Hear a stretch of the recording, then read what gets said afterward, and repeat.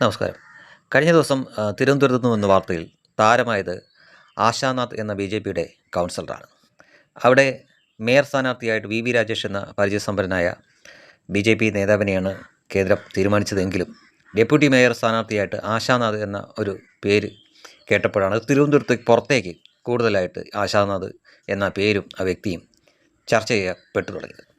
എന്നാൽ ഇതൊന്നും മാത്രമല്ല, ബി.ജെ.പി ഇതുവരെ ബി.ജെ.പിയുടെ നേതാക്കളോ ബി.ജെ.പിയുടെ അണികളോ പോലും പറയാത്തൊരു കാര്യം നമ്മുടെ ഇവിടുത്തെ മാപ്രകൾ തപ്പിപ്പിടിച്ച് പറയുകയുണ്ടായി. ആശാനാഥ് എന്ന ഈ യുവ നേതാവ് ഒരു ദളിത് വിഭാഗത്തിൽപ്പെട്ട വ്യക്തിയാണ് എന്നാണ്.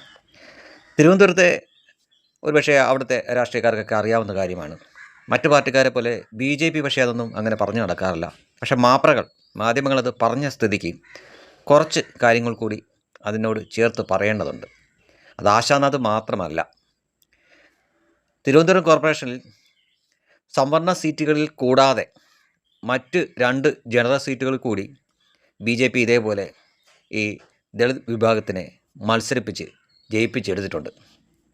അതിലൊരു കരുമ എന്ന വാർഡ് ബി.ജെ.പിക്ക് യാതൊരു സാധ്യതയുമില്ലായിരുന്ന ഒരു വാർഡാണ്. അവിടെയാണ് ആശാനാഥ് നിന്ന് മത്സരിക്കുകയും വലിയ ഭൂരിപക്ഷത്തിൽ വിജയിക്കുകയും ചെയ്തത്. അതേപോലെ തന്നെ പൂങ്കുളം എന്നൊരു വാർഡും ജനറൽ വാർഡാണ്. അവിടെ നിന്ന് ജയിച്ച രതീഷ് എന്ന വ്യക്തിയും ഇതേ വിഭാഗത്തിൽപ്പെട്ട വ്യക്തിയാണ്.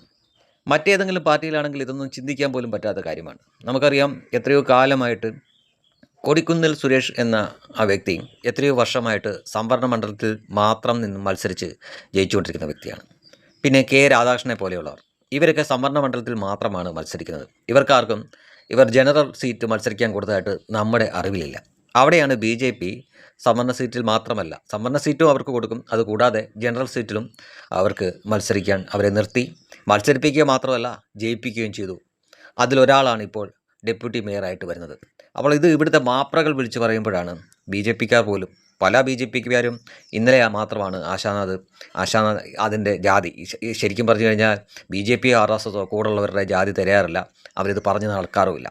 പക്ഷേ മാപ്രകൾ ഇങ്ങനെ ഡെപ്യൂട്ടി മേയറായിട്ട് ആശാനാഥിൻ്റെ പേര് ഉയർന്നു വന്നു കഴിഞ്ഞപ്പോൾ അവരാണ് വിളിച്ചു പറഞ്ഞത് അത് ഇന്ന വിഭാഗമാണെന്ന്. അങ്ങനെയാണ് ബി.ജെ.പിക്കാർ പോലും നല്ലൊരു ശതമാനവും മനസ്സിലാക്കുന്നത് ആശാനാഥ് ഇങ്ങനെയാണ് ഈ ജനറൽ വാർഡിൽ നിന്ന് ജയിച്ചു വന്നതാണ് എന്ന് മനസ്സിലാക്കുന്നത്. അത് മറ്റൊരു പാർട്ടിക്കാരെ സംബന്ധിച്ചിടത്തോളം അവർക്ക് വലിയ അത്ഭുതമായിട്ടുള്ള കാര്യമാണ്. എന്നാൽ ബി.ജെ.പിയെ സംബന്ധിച്ചിടത്തോളം അങ്ങനെയല്ല. കാരണം ഈ രാജ്യത്തെ ഏറ്റവും ഉയർന്ന പദവിയിൽ ഇരിക്കുന്നത് തന്നെ ആരാണ് എന്ന് നോക്കിയാൽ മനസ്സിലാവുന്ന കാര്യമാണ്. അവരുടെ പേര് ദ്രൗപദി മുർമു എന്നാണ്. ഇന്ത്യയുടെ രാഷ്ട്രപതിയാണ്. അതിലും വലിയ സ്ഥാനം ഒന്നും ഇല്ലല്ലോ.